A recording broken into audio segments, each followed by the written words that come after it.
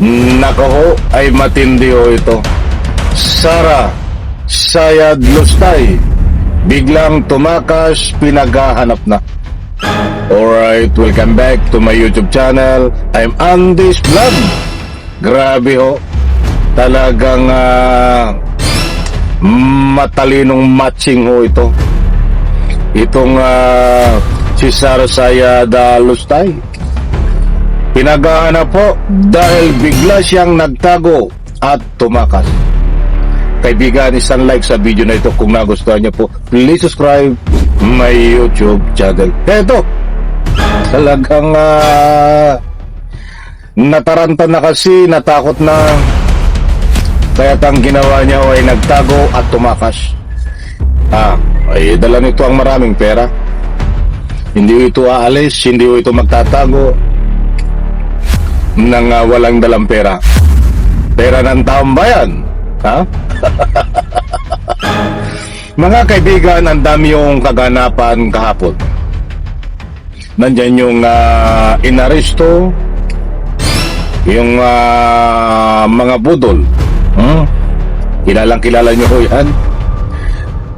Kaya Boy Kuryente at ang kanyang mga kasama sa budol.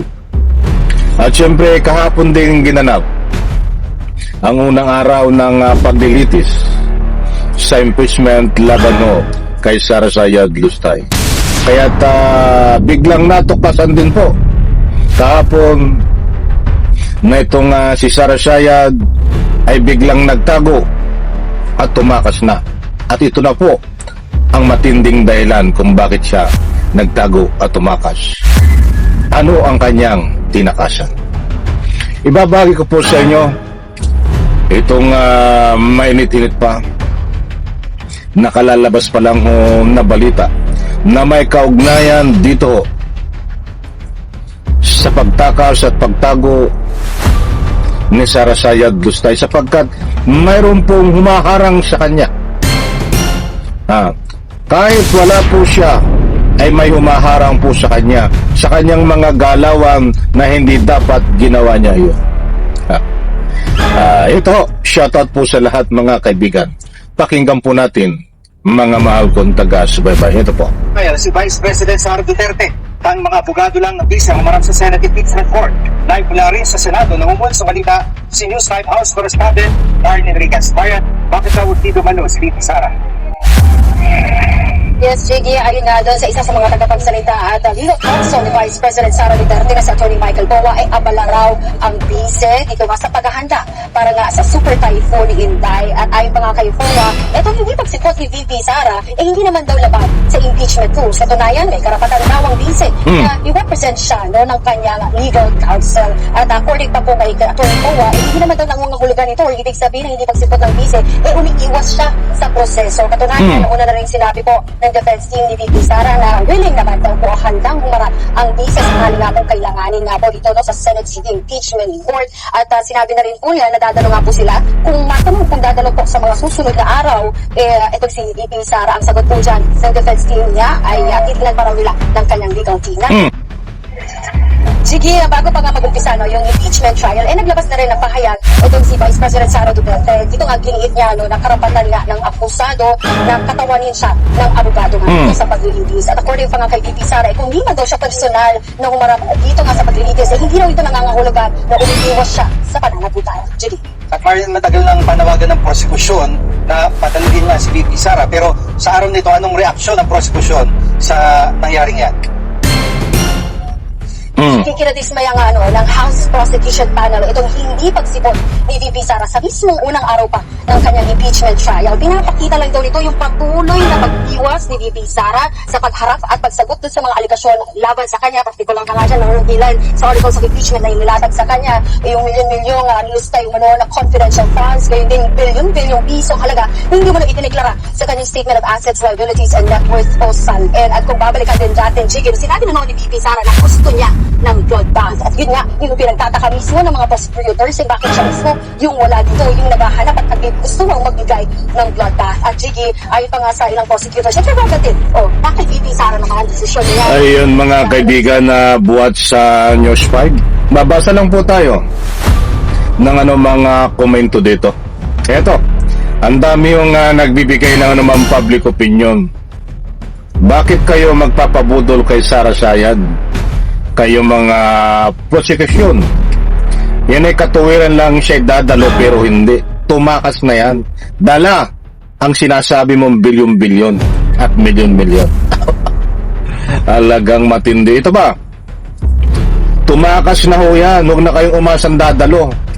Paasa yan. Laging ganyan ang sinasabi. Dadalo. Ba't hindi? Hindi na kayo natuto. Ayan. Public opinion ho yan. Isa na lang. Tinakasan na ang impeachment. Dala ang maraming pera. O kahit mahatulan yan, may pera naman siya. O ito. Tumakas talaga yan. Kaya nga hindi nagpakita, nagtago at tumakas eh. Mga kaibigan, ang dami ho. Ang nagbibigay ng anumang public opinion na itong si Sara Sayad ay biglang tumakas at nagtago na para pagtaguan ang impeachment complaint na dala di umano ang maraming pera. Ayun ho sa mga nagbibigay ng anumang public opinion. Nako, ay matindi ho ito. Sabagay kung isipin nga po natin, bakit tayo magtatago ng walang dalang pera? Bakit tayo tatakas na walang dalang pera? Siyempre, may dala kang pera. Yung usapin ho na bilyon-bilyon, yung usapin ho na milyon-milyon na pera ng taong bayan, yung iba ay galing kung saan-saan na illegal na bawal na gamot. Yan po ang matinding usapin sa impeachment. Kahit hindi po natin masisisi ang sino man na nagbibigay dito ng anumang public opinion na tinakas na dala ang pera ni Sara Sayad Lustay na nagbabase ho tayo dito sa kanilang mga komento. Nako, hinarang. Ang dami ho na naghaharang kay Sara Sayad Lustay na hindi dapat takasan niya ito. Kailangan personal niyang sagutin ho ito. Kahit hindi ho tayo nagpapakalat ng anumang fake news dito. Kung nga sabi po natin si Sara Sayad Lustay ay tumakas na at nagtago na. Kaya nga hindi ho nagpakita ay nagtago na. Kung tumakas man ho siya, ang dami ho nagbibigay ng anumang public opinion na tinakasan niya ang impeachment. Hinarang, nandyan din ho. Hindi ko po sinabi na hinarang po siya sa pamagitan ng anumang komosyon o hinarang sa anumang lugar ng personal. Sa pamagitan po ng sinasabi nila na dapat ito ay harangin ang pagtakas ni Sara Sayad Lustay na personal na pumunta diyan sa paglilitis o pangharapin ng personal. Yun po ang ibig sabihin. Hinaharang ang pananagutan niya. Hinaharang ang gusto ni Sara Sayad Lustay na huwag umattend. Dahil mga kaibigan, itong abogado na ito, ang sabi niya, matagal na kaming handa sa impeachment. Yung pala ay matagal silang handa para magtago si Sara Sayad Lustay at tumakas sa pananagutan. Ay maliwanag na tumatakas. So, ayaw umarap eh. Tumatakas sa pananagutan, tumatakas para hindi makaharap ng personal sa impeachment. Kaibigan, marami pong kabang-abang dito sa impeachment. Patuloy lang po tayo sumabaybay. Please naman, baka naman, isang like sa video na to. Salamat po.